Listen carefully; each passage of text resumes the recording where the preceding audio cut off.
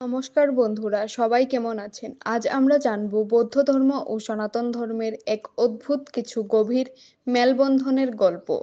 অনেকেই ভাবেন এই দুটি ধর্ম সম্পূর্ণ ভিন্ন, কিন্তু বাস্তবে এদের মধ্যে রয়েছে চমৎকার মিল ও ঐতিহাসিক সংযোগ। সনাতন ধর্ম পৃথিবীর প্রাচীনতম ধর্মগুলোর একটি। এর মূল ভিত্তি বেদ, উপনিষদ, পুরাণ আর অসংখ্য দর্শন।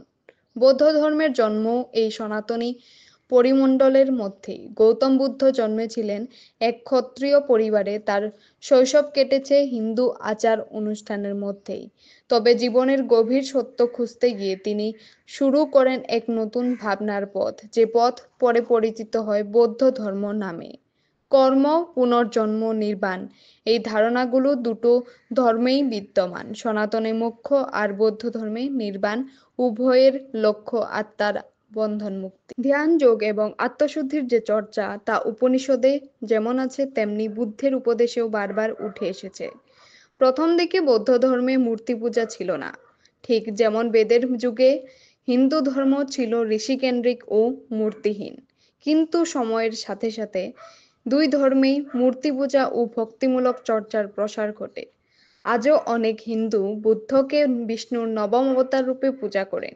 আবার অনেক বৌদ্ধ সনাতন ধর্মের রীতি ও উৎসবে অংশ নেন।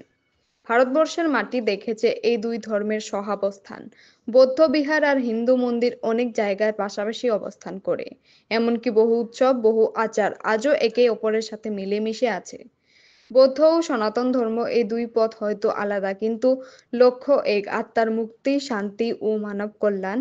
তাই বিভেদ নয়, এই দুই ধর্মের মধ্যে রয়েছে মিলনের সেতুবন্ধন।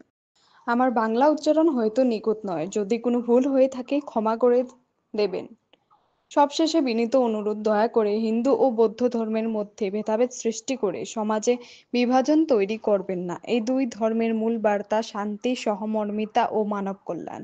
আসুন আমরা সেই বার্তাগুলো ধারণ করি এবং একে অপরের সাথে সামাজিক বন্ধন আরো দৃঢ় করি। ধন্যবাদ সবাইকে, ভালো থাকবেন।